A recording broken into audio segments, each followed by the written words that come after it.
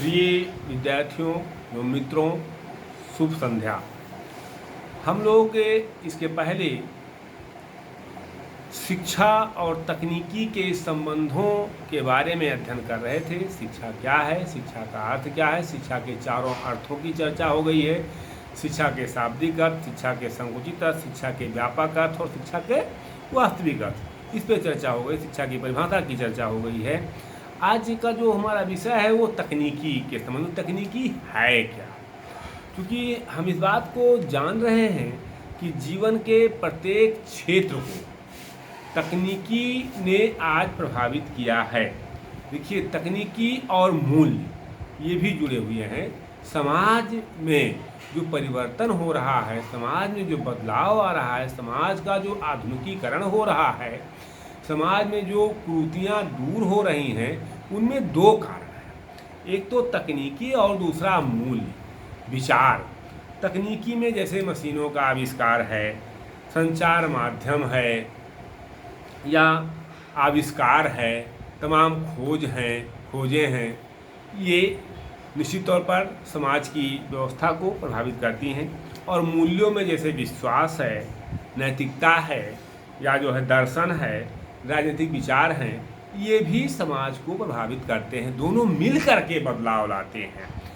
अब जो तकनीकी की बातें हमने किया अभी आपसे कि मशीनें हैं या संचार माध्यम है या जो है आविष्कार है, तो इसमें एडिसन हो गए या न्यूटन हो गए, आइंस्टीन हो गए, फोर्ड हो गए।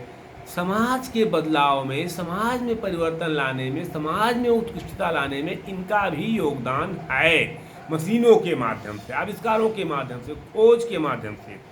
और जो दूसरा पक्ष है वो ईसा मसीह हैं, गांधी हैं, बुद्ध हैं या मेधा पाटेकर हैं, तमाम विवेकानंद हैं, तमाम ऐसे विद्वान हैं, टैगोर हैं, जिनके विचारों ने समाज को प्रभावित किया है।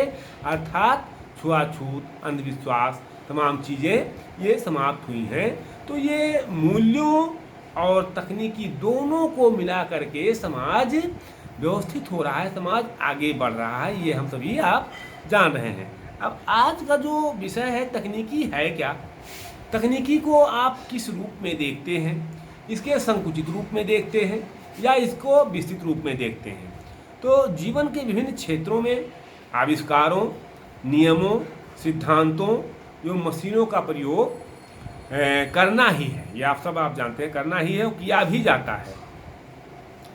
अर्थात क्रमबद्ध रूप से जीवन के प्रत्येक क्षेत्र में अव्यवस्थित प्रक्रिया, जीवन के प्रत्येक क्षेत्र में व्यवस्थित प्रक्रिया को ही तकनीकी कहते हैं। Doctor KB. पांडे एक शिक्षाविद हुए हैं, उन्होंने कहा है कि तकनीकी को जो उन्होंने परिभाषित किया है, उन्होंने लिखा है कि टेक्नोलॉजी से अभिप्राय उस व्यवस्था से है जो हमारे कार्य करने के तरीकों को कुशल और प्रभावी बना दे। यानी कार्य करने का तरीका और कुशल हो जाए और प्रभावी हो जाए, हम किसी कार्य को और बेहतर ढंग से कर सकें, जिसके माध्यम से अभीष्ट लक्ष्यों की, यानी निर्धारित लक्ष्यों की प्राप्ति सरल हो जाए, सुगम हो जाए और द्रुतगामी बन जाए, तथा मानवीय प्रयास शुद्ध, परिष्कृत और जो है मितव्ययी हो जाए, उसे तकनीकी कहते हैं। जो हम लक्ष्य निर्धारित करते हैं, उस लक्ष्य को प्राप्त करने में जो हमें सहायता प्रदान करे, उस लक्ष्य को प्राप्त करने में जो हमको सरलता प्रदान करे, वो तकनीकी है। वह सभी तकनीकी के अंतर्गत ही आते हैं जो लक्ष्यों को, अभिष्ट लक्ष्यों को प्राप्त करने में सहयोग देते हैं। टेक्नोलॉजी शब्द जो है हिंदी का तकनीकी शब्द का पर्याय है, और तकनीकी का जो बना है वो है टेक्निक से बना है। टेक्निक बना होता है कला, अर्थात इसको कला जो कहते हैं। हम इसको शिक्षा के क्षेत्र में जब जोड़ते हैं तो उसको कला, शिक्षण एक कला है। कैसे हम अपने कला के माध्यम से हम अपने विद्यार्थियों को प्रभावित करते हैं, ये हमारे ऊपर निर्भर करता है, ये अध्यापक की कला पर निर्भर करता है। तो तकनीकी के को स्पष्ट करते हुए जो विद्वानों ने कहा है, हम उसको भी थोड़ा सा देख लेते हैं कि ब्लूमर हुए हैं। ब्लूमर कहते हैं कि तकनीकी व्यावहारिक उद्देश्यों के पूर्ति हेतु वैज्ञानिक सिद्धांतों का प्रयोग है। अर्थात ये अगर कहा जाए कि technology is the application on scientific theory in practical AIIMS. तो ये जो दास हैं, एक दास कहते हैं कि पारंपरिक अंगों की कोई प्रणाली जिनका संगठन इस प्रकार से किया जाए जिससे वांछित उद्देश्यों की प्राप्ति हो सके, उसे तकनीकी कहते हैं। अब एक एसपी कुलश्रेष्ठ हुए हैं, बहुत अच्छे विद्वान हुए हैं तकनीकी के संबंध में, उनकी कई किताबें भी निकली हैं। वो कहते हैं कि तकनीकी का अर्थ दैनिक जीवन में वैज्ञानिक ज्ञान का प्रयोग करने की विधियां हैं। यानी हम अपने दैनिक जीवन में वैज्ञानिक ज्ञान का किस तरह से, किन विधियों से प्रयोग करते हैं, वही विधियां तकनीकी कहलाती हैं।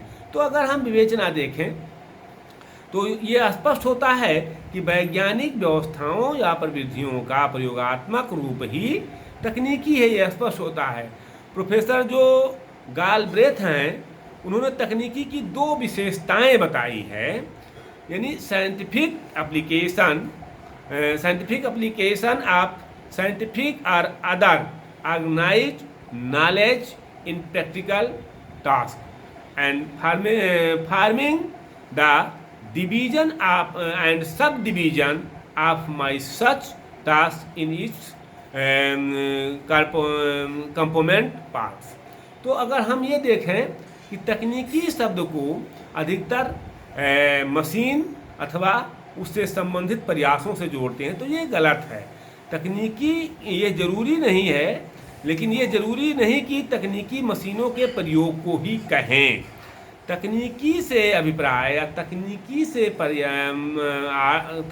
से तात्पर्य उस प्रयोगात्मक कार्य से है जिसमें वैज्ञानिक ज्ञान, नियमों एवं सिद्धांतों का प्रयोग किया जाए। अब प्रश्न ये उठता है कि शैक्षिक तकनीकी क्या? तकनीकी तो आप जान गए, शैक्षिक तकनीकी क्या है?